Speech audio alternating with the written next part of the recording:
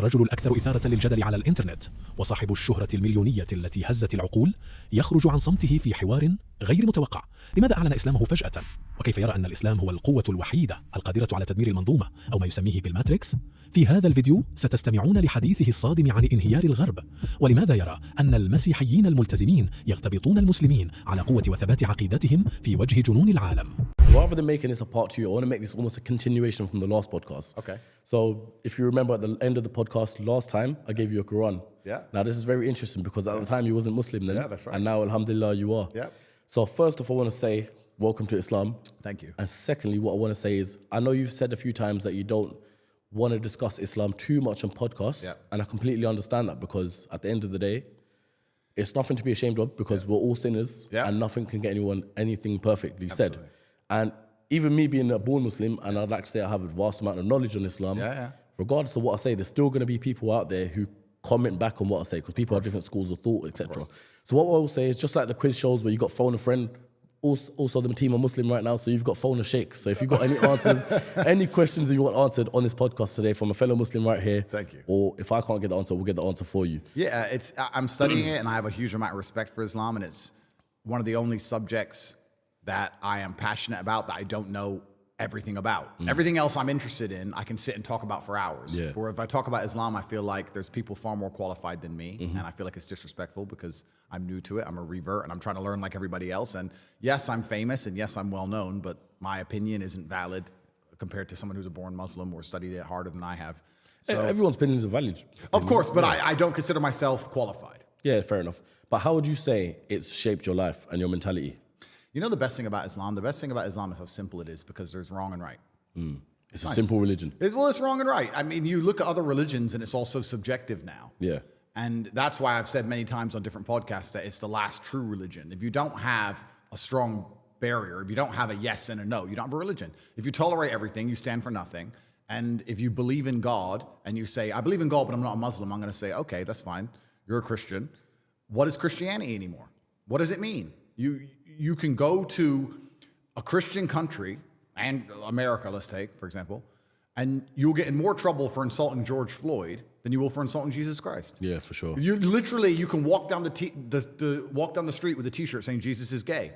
Girls barely go to church. If they do, who knows what they were doing the night before. None of it means anything. And then if you go and find a Christian that says this trans person has changed gender, what do you think about that? Christians are so soft, they're going to go, well, I hope he finds redeem, and I hope he finds guidance. Haram, bro. Haram. No, you didn't. It's haram. And I like that it's yes and no. And what's the point in a religion if you're too afraid to say what you believe in, or afraid to stick up for it, or afraid to defend it? Then what's the point in any of it? So I feel like it's the last true religion. I feel like it's the last religion on the planet. And it's kind of interesting because since my reversion, I've had lots of conversations with the right-wing conservatives who were upset by my reversion as if I cared. And a lot of them said to me, oh yeah, but it's a Christian country. We need to restore Christianity to England or wherever. And they don't seem to understand that the basic law of the universe is that power vacuums get filled. This is the basic law of the universe. If a tiger arrives in a brand new habitat and there's no other predators, it's going to destroy and eat all the rabbits, and it's going to take over. Facts. Anyone who's in the West who's concerned about the spread of Islam should be more worried about the absolute fall of Christianity. The reason people revert to Islam is because they're looking for God, and they can't find God anywhere else. Yeah. It's Christianity's fault for being so weak and decadent. Yeah, we were discussing this as well as a group earlier on, and we were like, the UK majority of it is a Muslim, population. So it's gone past the point where it's now deemed as a Christian country because there's more Muslims than Christians in the first place. It's the Islamic Republic of Great Britistan, and the thing about it, but the thing about it is, it's not even about numbers. It's about strength of belief. If you wake up and you want to truly live a religious life, and you want to feel like you have religious conviction, and you want to feel the fraternity of a religious life, and you want to have the boundaries and constraints of a religious life, you're going to be attracted to Islam. You're not going to be attracted to Christianity because you can wake up and say, I'm a Christian, and nothing changes. Yeah. Nothing changes and nobody cares. And that is Christians' fault. So I've had a lot of people complain at me as if, like I said, as if my personal choices are something I should... I mean, it's kind of, I'm self-analyzing as I talk here. I find it very, very interesting that Christians look at Islam as a threat as opposed to just understanding that it is a massive power vacuum because Christianity feels godless and you do not feel God in Christianity anymore. And that's the reason that people are so attracted to Islam. That's the reason I was attracted to it, because I respect it. How can you believe in something you don't respect? I don't know, and that's a general question for anything. You have to respect it. You have to look at the creeds and say, okay, I respect that. I respect how they defend their religion. I respect how they're black and white on certain issues. I respect all of these things. Also, it's kind of interesting because if you want to measure the success of a religion, you can measure it in regards to how many people follow it, or like you just said in the UK, or how fast it's growing. But I think the number one measure of success for a religion is how well it preserves the sanctity of a society. I think that if you want to say, is this a successful religion? Well, then you'd look at the society which it governs and say, are the creeds of the religion being adhered to by the society that it governs? I would argue that most Islamic countries have an Islamic feel. I would argue you'd avoid a lot of the LGBT garbage. You'll avoid a lot of the woke insanity. You'll avoid a lot of the feminism, which has destroyed the West, and all these things, because Islam is being adhered to and it's keeping the society functioning. Do I go to Christian countries and feel like Christianity is preserving them? Not really. What about true hardcore following Christians? I'll give you an example. Obviously, you're just coming off the back of doing a podcast with George Janko. Yep. Now, I love that podcast purely because you guys was talking about religion, you being a Muslim, and he seems like, I haven't met him obviously, but a true following Christian. Yep. And it's funny because when I see a true following Christian, it's like you're so close to Islam, but you're just a couple of places where you're going wrong. Yeah. So when I saw that, I was like, shout out to George, because one day, you never know, man could be Muslim himself. Well, yeah, it's kind of interesting. Christians must feel a deep resentment towards Muslims, especially the true believers, because we stick up for what we believe in, and they want to, but they can't because their own religion has become so woke and almost betrayed them. How can you stand up and say, I'm a Christian and I mean it, and you better, when they have gay preachers? Like, it doesn't make any sense. Yeah. And your fellow Christians will turn on you and call you a bigot. Your fellow Christians will call you a bigot and call you hateful for saying that a man shouldn't chop his dick off. And then you're going to sit there and say I'm a true Christian. Yeah, it doesn't work. So all the Christians I speak to who truly believe, and I've spoken to a lot of them, they are very envious of Islam. And then I'm like, well, then what's the delay? But they feel like an affinity to Christianity because they were raised with Christianity or they're born Christian, and perhaps they see Islam as a Middle Eastern religion, which is kind of interesting because Christianity is a Middle Eastern religion. Yeah. They're from the same place. Yeah, they all spiral they stem from the same country as the Middle East. I read somewhere that only 18% of Muslims are even Arab. I think the largest, there's obviously a huge black proportion, and Indonesia is a massively Islamic country. Malaysia. I think Islam just crossed over 3.5 billion Muslims globally. Wow. That's more than half the population of the world. If you believe in God, I don't see how you cannot be a Muslim. I just don't see the attraction to any other religion that makes any kind of sense. And you can also look at this, and this is why I'm careful to discuss this subject, because I don't want to get in trouble with people who know more than me, but you can also look at this from the ideological and the theologian standpoint in regards to what happens after we die, and superpowers and Allah and Muhammad, peace be upon him, and all these things that we don't quite understand. But you can also discuss it right here on earth with what you see, like I said about preserving the sanctity of a society. So you sit and say, okay, well, if you're Christian, how is Christianity saving your children from the oncoming enslavement? How is your Christianity saving your children from the slave mine programming? How is Christianity protecting you? How is Christianity helping your neighbors? How is Christianity preserving anything? Whereas Islam, it's kind of interesting because someone else said this who was smarter than I, and I can't remember where I heard it from, but they said whenever you see a post-apocalyptic Christian society in a movie, it's just the purge and everyone's out to kill each other. When the meteors hit or whatever and America's under attack, there's snipers on the roof and everyone's trying to get food and everyone's struggling.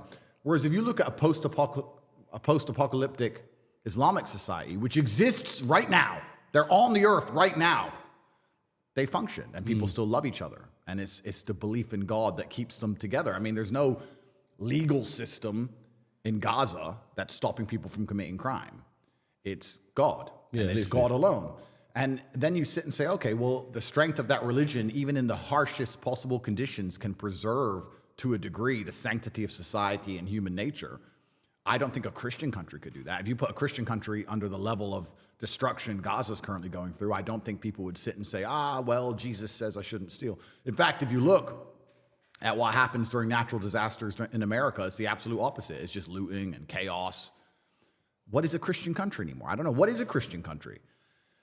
A guy in America recently just got charged for a hate crime for taking down a statue of the devil that they had erected in a church.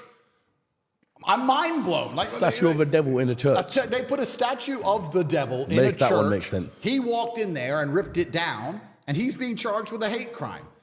So I feel like if I want to get conspiratorial, which of course is unlike me, but if I want to, I feel like I'm all for it, so bring it. Well, God is the final barrier. The final barrier to the slave programming is always going to be God, because there's a firm right and there's a firm wrong.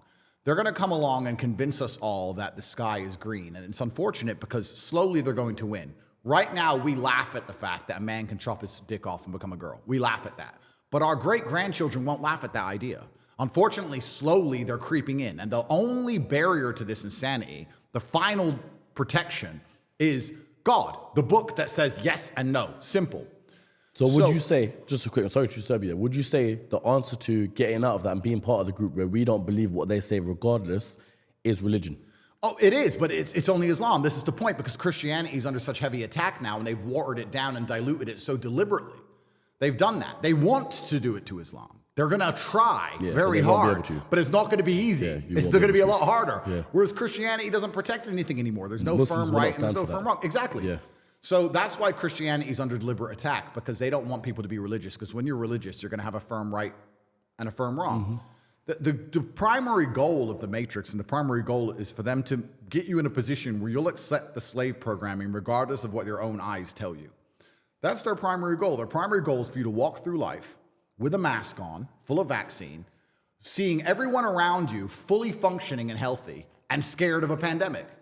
Or walking through life and meeting a nice gentleman and calling him a man. That's what they want. They want you to ignore your eyes.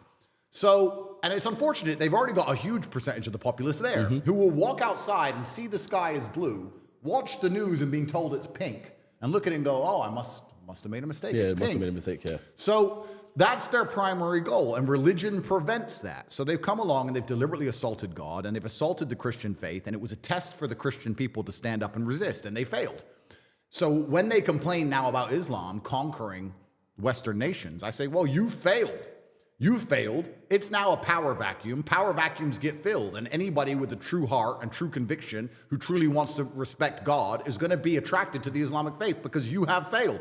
I don't want, bro, if you're going to go to war, which I just described, because war is nothing other than controlling of ideas. That's all war is. The reason we send tanks to some random field and blow things apart is to gain influence over a geographical area, so we can control, to control the ideas of that area.